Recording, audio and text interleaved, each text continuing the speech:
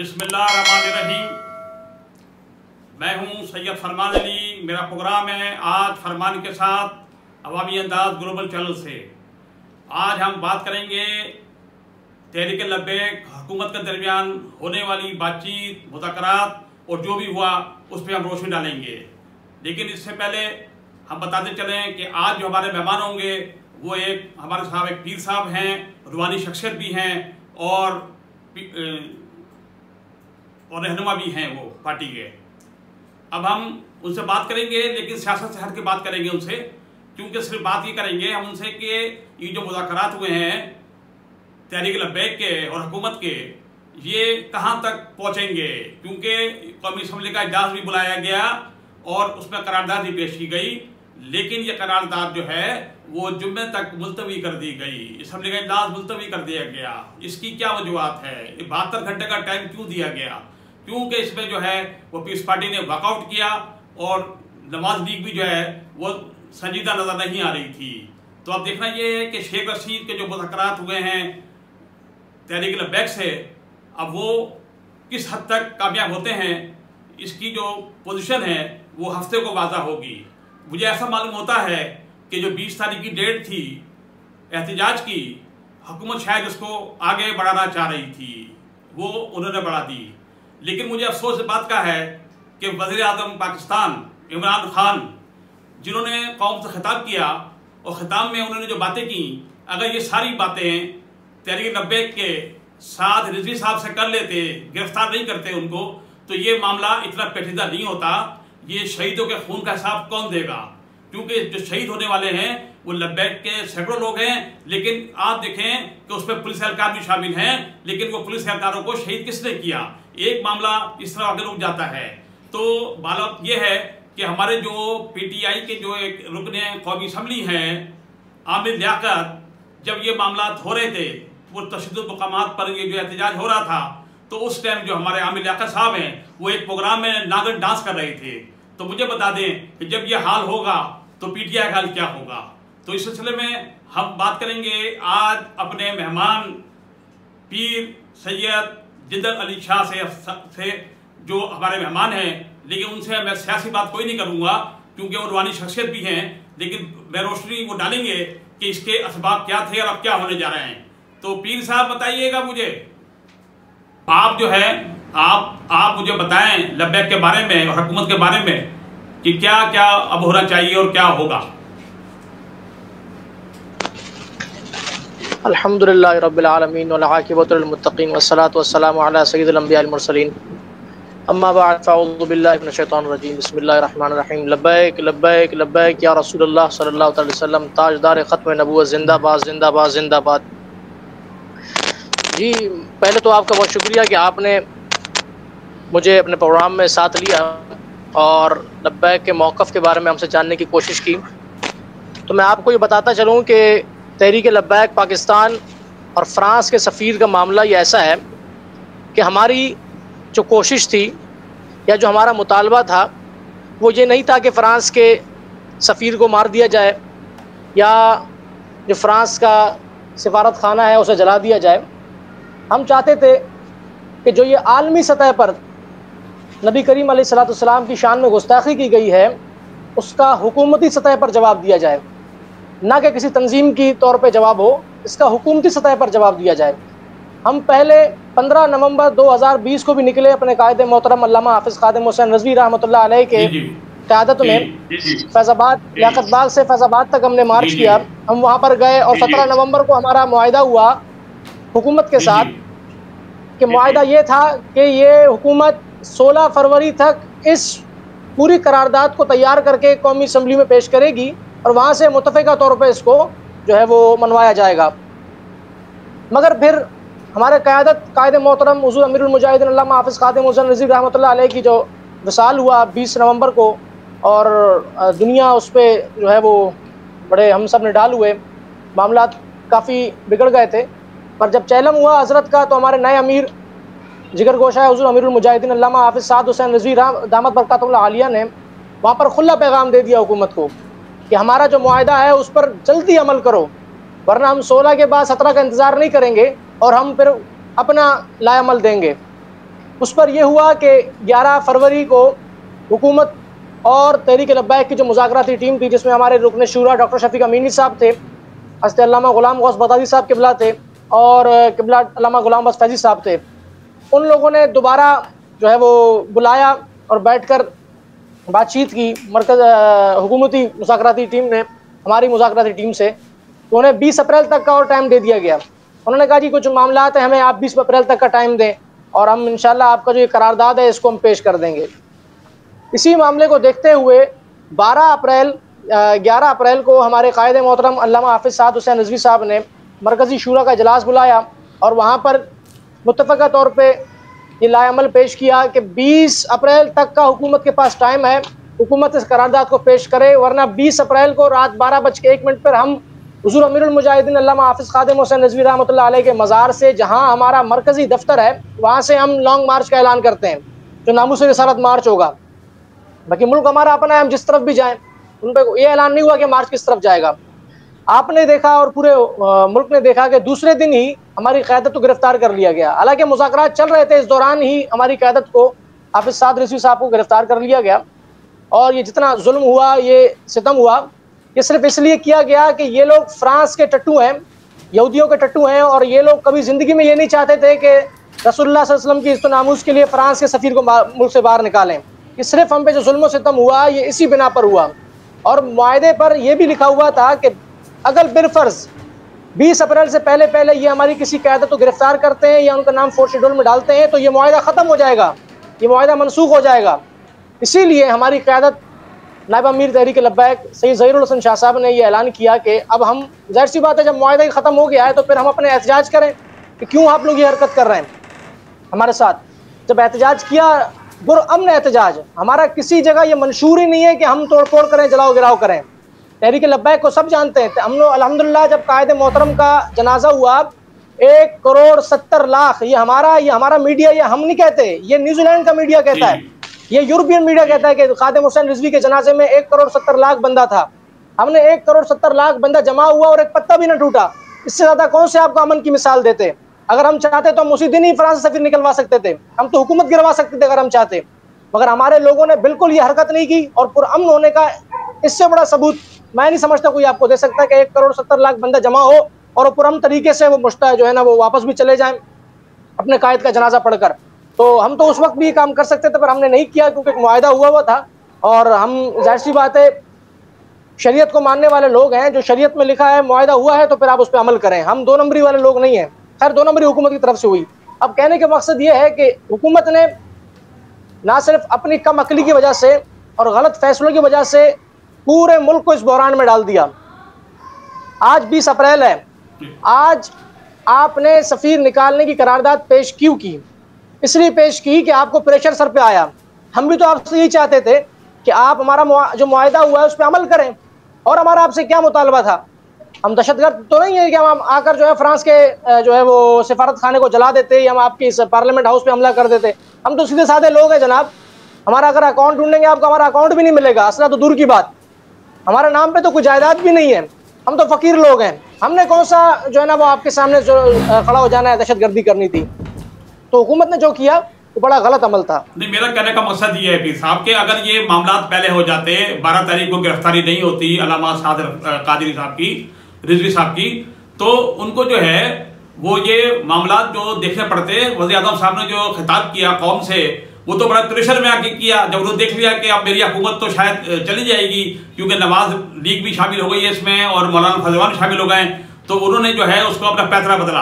अगर वो चाहते तो 10 तारीख को या 11 तारीख को, 12 तारीख को मुज़ाकरात कर सकते थे साद रिजवी साहब से। तो ये इसके पीछे किसका हाथ है? शरपसंद कौन कर रहा है? शरपसंदी कौन कर रहा है इस बात की? आप क्या समझते हैं? शरपसंदी देखिए जनाब, शरपसंदी अल्हम्दुलिल्लाह तहरीक लब्बैक में तो है नहीं। बाहर की बात कर रहा शरपसंदी मैं बाहर की बात कर रहा हूँ। हाँ, मैं आपकी बात पूरी जवाब दे रहा हूँ। देखें, बाहर से कौन कर रहा है ये तो मीडिया का काम है, मीडिया इस बात को उजागर करे। आप भी जानते हैं, हम भी जानते हैं, हर कोई जानता है कि शरपसंद अनासर कौन है और कौन हमारे मुल्क को यरगमाल बनाना चाहते हैं और कौन चाहते हैं जी मुसलमान को यरगमाल बना लिया जाए। वही लोग हैं जिन्होंने अफगानिस्तान को बर्बाद किया, ये वही लोग हैं जिन्होंने यमन को बर्बाद किया, और कौन हो सकते हैं? देखिए बात ये, और रही बात हुकूमत की, जी बोले बोले पीर साहब। हमारी और इनकी मुज़ाकरात, तो मुज़ाकरात में आपको बता रहा हूँ, मुज़ाकरात इनके हमारे चल रहे थे। मुज़ाकरात चलते हुए इन्होंने हमारे कायद को गिरफ्तार किया है, मुज़ाकरात के होते हुए, यानी कि सुबह बात कर रहे हैं और दोपहर में कायदे मोहतरम एक कारकुन का जनाजा पढ़ाने के लिए घर से निकले और उनको बाहर जो है वो गिरफ्तार कर लिया गया। आपने इस तरह की हरकत इन्होंने नाअहल किस्म की हरकत की गई। आप देखिए कि जब ये पुलिस वालों को मारा जा रहा था तो कुछ लोग देखा मैंने जो बुलेट प्रूफ जैकेट में थे और वो मुझे कोई बाहर के आदमी लग रहे थे, पाकिस्तान के आदमी थे ही नहीं वो। और मैं समझता हूं कि अगर पाकिस्तान के भी थे, मेरे मुशाहिदे में ये बात आई है कि कुछ डाकू जो है वो इंतकाम लेना चाहते थे पुलिस वालों से और उन्होंने अपना इंतकाम ले लिया, लेकिन सारा मलबा जो है वो तहरीक लब्बैक पे गिरा दिया गया। जी, इस बात का इकरार तो खुद आज मीडिया ने भी किया है और उनके अपने लोगों ने, मुज़ाकराती टीम ने भी इस बात का इकरार किया है कि हमारी तरफ से किसी किस्म की कोई जो है बदनज़मी नहीं की गई है। हम सिर्फ और सिर्फ पुरअमन एहतजाज कर रहे थे। हम पे तो ये लाठियां बरसाई गई, शैल बरसाए गए, गोलियां बरसाई गई हैं, और जो इनके साथ हुआ है, जिन्होंने बदनज़मियां की हैं, उनका ये खुद पता लगाएं। हमारे पास ऐसा कोई रिकॉर्ड नहीं है, हमें इस बात का इल्म नहीं है कि वो कौन लोग थे, ना वो हमारे लोग थे। इस बात का ये खुद भी इकरार कर चुके हैं। और आज मीडिया में भी चल रहा था कि जिस बंदे ने शायद पुलिस वाले पे गोलियां चलाई हैं वो कोई पहला से डकैत है, कोई जो है वो किसी भी तंजीम का है। ये इतना हम नहीं जानते, ये काम इनका अपना है हुकूमत का कि खुद ही इस बात की तहकीक करे कौन लोग थे ये। लेकिन आप देखें पाकिस्तान का जो मीडिया है वो लगता है यहूदियों का हाथों बिका हुआ है। आपकी तहरीक चल रही थी 12 तारीख से लेके और आज 19 तक और 20 तक पाकिस्तानी मीडिया ने कोई कदर अदा नहीं किया, सिर्फ हुकूमत के हाथों वो बिकती रही है, हुकूमत के प्रोग्राम को चलाती रही है।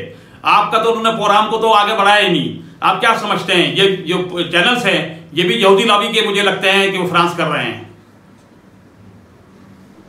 देखें जनाब, बात यह है जब डोर हुकूमत की किसी के हाथ में होती है तो फिर ऑटोमेटिकली नीचे तक उसी के हाथ में सबकी डोर होती है। एक ही डोर होती है जो हुकूमत को भी चला रही होती है। जाहिर सी बात है फिर हुकूमत ने आगे सबको हैंडल करना होता है उसी अंदाज में, जिस तरह हुकूमत को वो हैंडल करेंगे, हुकूमत आगे दूसरों को इसी तरह हैंडल करेगी। तो ये एक ही डोर है।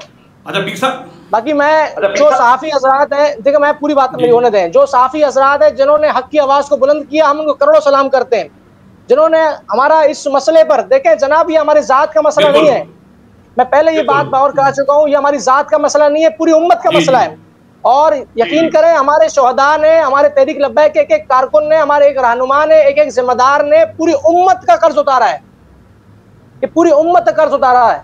हम तो ये नहीं कहते थे आप फ्रांस के सफीर को उठा के बाहर फेंके, हम तो इतना ही हमारी जो है ना वो आपसे जो है ना वो आप समझे मुआहदा था कि आप सिर्फ और सिर्फ सफीर का मामला करारदाद निकालने का असेंबली में पेश करें ताकि हम देखें जी कितने आशिक रसूल बैठे हैं और जो इस मामले में पीछे हटे वो एक्सपोज हो जाए। जिस तरह पीपल्स पार्टी एक्सपोज हुई, जैसा आप सबने देखा पीपल्स पार्टी एक्सपोज हो गई इस मामले पर, पीपल्स पार्टी ने पहले अपने आप को पीछे खींच लिया। हमारा यही मामला था कि आप इस मामले को करारदाद को लेकर जाएगा कि कौम अपने आंखों से देखे, कौम जिस तरह को वो लेकर लाती है, कौम को मालूम होना चाहिए कि आप कैसे लोगों को आगे ला रहे हैं। कौम ने आज देख लिया, पीपल्स पार्टी का हाल आपने देख लिया, पीपल्स पार्टी ने कह दिया हम इस इजलास में शिरकत ही नहीं करते। अच्छा देखें, बात ये कि जो अभी जुम्मे तक इजलास मुलतवी किया है और जुम्मे को फिर दोबारा करारदाद पे बहस होगी, तो आप क्या समझते हैं कि अगर वो ये करारदाद पास नहीं होती असेंबली से तो फिर क्या लाएमल हो सकता है आपके लब्बैक तहरीक का? देखें जनाब, इस बात में आप मेरी बात को समझें कि हमारा जो मुतालबा था वो सिर्फ ये था कि इस करारदाद को असेंबली तक लेकर जाएं। इस बात को मेरी समझिएगा, असेंबली में जाने के बाद अगर बिलफर्ज ये लोग वोट नहीं करते और ये लोग इस करारदाद को जो है पास नहीं करवाते तो कम से कम ये पूरी असेंबली एक्सपोज तो हो जाएगी आइंदा के लिए। ये किस मुंह से अपने हल्के में वोट मांगने जाएंगे बाद में? हमारा सिर्फ और सिर्फ यही मुद्दा नजर था कि वरना तो हम यही तलबा करते। आप जनाब, हम इस पोजीशन में, अल्लाह का शुक्र है आज के दिन हम इस पोजीशन में थे। हम चाहते तो हम हुक्मरान के सामने जो है वो रियासत के सामने खड़े हो सकते थे, मगर हमने आज ये जो सबूत दिया ये हुब्बुल वतनी का, इससे और ज्यादा क्या सबूत दें?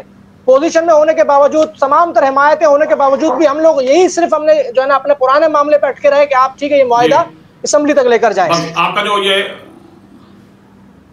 तो मुतालबा आपका खत्म हो गया समझो, अभी आपका बस असेंबली तक पहुंच गया, इस बात से विड्रॉ हो गए आप, ठीक है? अब हमारा मुतालबा पूरा हुआ, बाकी दो मुआहदे और हैं हमारे, 2 मुआहदे और भी हुए अपना मुज़ाकराती टीम शेख रशीद साहब और नूरुल्लाह कादरी साहब और चौधरी सरवर साहब और एक फर्द और थे इनके साथ। उनसे हमारा एक मुआहदा ये भी हुआ है कि वो जितने हम पे मुकदमात हुए हैं हमारे जिम्मेदारान पर, हमारे रहनुमाओं पर, कारकुनान पर, उनको खत्म करें। फोर्थ शेड्यूल से नामों को निकालें और जो कलदम का इन्होंने एक ढोंग रचा कर रखा है, कलदम के मामले को भी खत्म करें। अच्छा, लेकिन मेरी मालूमात के मुताबिक फोर्थ शेड्यूल से तो नाम निकल जाएंगे और दहशतगर्दी के एक्ट भी निकल जाएंगे, लेकिन वो कह रहे हैं मुकदमा दर्ज जो किए गए हैं वो खत्म नहीं होंगे, तो फिर क्या लायबल होगा तहरीक लब्बैक का? जनाब नहीं है कि तहरीक लब्बैक का पहले से एक ही मंशूर है और एक पॉइंट हमारा एजेंडा है कि करूं तेरे नाम जहां फिदा, न बस एक जान तो जहां फिदा, तो जहां से भी नहीं जी बरा, करूं क्या करोड़ों जहां नहीं। हम सिर्फ और सिर्फ हुजूर अलैहिस्सलाम की इज्जत नामूस के लिए निकले हैं और ये पहली FIR में नहीं है, पहली दहशतगर्दी के एक्ट नहीं है, ये पहली हमने जो है वो ATC कोर्ट नहीं देखनी। हम पहले भी ये 2017 जब से हमारी तंजीम बनी है, हम तब से अल्हम्दुलिल्लाह सब कुछ देख रहे हैं और रसूलुल्लाह सल्लल्लाहु अलैहि वसल्लम की इज्जत नामूस के लिए हमने सब कुछ कुर्बान कर चुके हैं और आइंदा भी करने के लिए तैयार हैं। जी जी, इतना भी मैं आपके चैनल के तवज्जुह से हुकूमत को ये पैगाम दूंगा कि ये PDM नहीं है, पीपल्स पार्टी नहीं है, नून लीग नहीं है कि किसी भी जो है ना तरह की कॉल के लिए इन्हें 4 दिन 5 दिन और करोड़ों रुपए खर्च करने पड़े अपने कारकुनान को एक जगह पहुंचाने के लिए। वल्लाह 1 घंटे के अंदर सिर्फ हम तहरीक लब्बैक को 1 घंटा काफी होता है पूरे मुल्क को बंद करने के लिए, और ये मानी भी बात है, आप सब भी मानते हैं इस बात। लेकिन बात यह है पीर साहब कि अब जो मुज़ाकरात हुए हैं शूरा के, आपके शूरा और उसके हुकूमत के दरमियान में, तो आप जितने कारकुनान हैं आप इस बात पे मुत्तफिक हैं कि शूरा ने जो बातचीत की है वो बिल्कुल ठीक की है? जी अल्हम्दुलिल्लाह, हमारी शूरा भी मुत्तहिद है, हमारा कारकुन भी मुत्तहिद है, हमारा जिम्मेदार भी मुत्तहिद है। अल्हम्दुलिल्लाह हर एक आशिक रसूल इस बात पे मुत्तहिद है और मुत्तफिक है अपने शूरा के साथ कि शूरा ने जो फैसला किया है और हम इस पे लब्बैक कहते हैं। अभी चंद दिन पहले कराची के जो आपके अमीर थे रजी हसनी साहब, उनका बयान तो मैं समझता हूँ कि हुकूमत के फेवर में आया था, आपने देखा होगा। देखें बात असल में ये है कि एक बंदे को मैं यरगमाल बना लूं उससे मैं हर चीज बुलवा सकता हूं। आप ज्यादा बड़ी बात ना करें, इमरान खान को 1 घंटे के लिए हमारे हवाले करें, वो पाकिस्तान हमारे नाम लिख कर दे देगा, ये बात तो आप भी जानते हैं। हाँ, तो फिर उन बयानों की कोई हैसियत नहीं है कि हम अपने गिरफ्तार करके कारकुनों को मार पीट कर उन पर तशद्दुद करके उनको जो है ना घर वालों को टॉर्चर करके जो बयान दिलवाए गए उनकी हैसियत ही नहीं है हमारे नजरों में। तो अब जो आपका जो भी एहतजाज होगा वो पुरअमन होगा अगर मुसलमान नहीं माने गए आपके, तो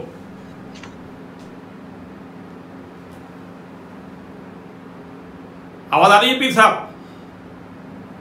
हमारा मुतालबा पूरा हो चुका है, हमारा मुतालबा पूरा हो चुका है। 2 मुतालबात आप कह रहे हैं ना? हमारा मुतालबा पूरा हो चुका है। आपके जो अहम है अभी 2 मुतालबे बाकी 2 मुतालबे थे, उन पर प्रोसेस चल रही है, उन पर इंशाल्लाह पेशरफ 2 से 3 दिन में हो जाएगी। उसमें पेशरफ है, हम जो है वो राब्ते में है, मुज़ाकरात टीम हमारे साथ है, हम तमाम मामला तो लेकर चल रहे हैं। इंशाल्लाह 2 से 3 दिन लगेंगे, इंशाल्लाह तमाम मामला बेहतर हो जाएंगे। नहीं, जो कायदे का लफ्ज और हमारे कायदे मोहतरम, 1 मिनट मेरी बात पूरी होने दें। हमारे कायदे मोहतरम को जो गिरफ्तार किया गया अभी तक, जाहिर सी बात है हर किसी को ये तशवीश है कि अभी साद रिजवी साहब अभी तक रिहा क्यों नहीं हुए, तो उस पर कानूनी मामला चल रहे हैं। इंशाल्लाह कल या परसों 1 से 2 दिन के अंदर, ये क्या पता आज ही उनकी रिहाई हो जाएगी इंशाल्लाह।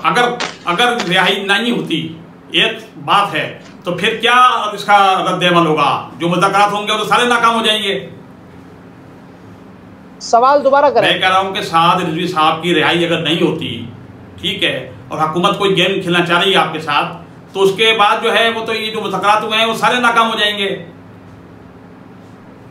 देखें मैं फिर वही बात कर रहा हूँ, हमारा अहम मुतालबा सबसे बड़ा ये था कि फ्रांस के सफीर के हवाले से गुस्ताखी जो हुई है फ्रांस में, उसके हवाले से करारदाद कौमी असम्बली में लेकर जाएं। कौमी असम्बली में करारदाद चली गई है, अब जाहिर सी बात है ये उससे पीछे हट नहीं सकते। आज नहीं, कल नहीं, परसों नहीं, 1 महीना नहीं, 2 महीना नहीं, 3 महीना नहीं, इनको ये बात पे आना पड़ेगा। करारदाद जब आई है तो पूरी क्यों नहीं हो रही भाई, उससे बहस क्यों नहीं हो रही? हमने अपना जो मुतालबा था वो पूरा किया। आप यकीन करें हमारा पहले दिन से यही मुतालबा था। इस नाअहल हुकूमत ने अपने पुलिस वाले भी मरवाए, हमारे लोगों को भी शहीद करवाया। इस नाअहल हुकूमत की कहानी है सारी, हमारा पहले दिन से ही मुतालबा था। जो लफ्ज़ है कालदम का वो कब हटेगा? लफ्ज़ कलदम ना हटाएं जी, हमारा जो मामला है वो अल्लाह की बारगाह में है। बाकी मुतालबात इन्होंने हमारे माने हैं, इन्होंने कहा है हम हटाएंगे इंशाल्लाह। तो ये है कि वो 2 दिन लगे, 4 दिन लगे, आपको पता है कानूनी मामला है, 1 महीना भी लग सकता है, 2 महीने भी लग सकता है। इंशाल्लाह जब भी होगा ये हट जाएगा इंशाल्लाह। आपको पता है कि पीटीआई की हुकूमत जो है यू टर्न फौरन लेती है, अगर उसने कल यू टर्न ले लिया तो फिर आप क्या करेंगे? देखें जी बात असल में ये है, पीटीआई ने अपनी सियासत तो कर दी खत्म इस मुल्क से, अगर वो इस मामले से भी यू टर्न लेते हैं तो कल किस मुंह से वो वोट मांगने जाएंगे?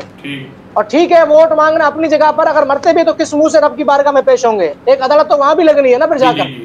जी सही है पीर साहब। तो आपके प्रोग्राम में आने का बहुत शुक्रिया। अभी हमारे साथ थे पीर सैयद जिंदल शाह जिलानी साहब, जिन्होंने अपने ख्यालात का इजहार किया। अब मैं अपने प्रोग्राम को इख्तिताम करता हूँ और इंशाल्लाह फिर मैं आपको आने की दावत दूंगा। बहुत शुक्रिया पीर साहब।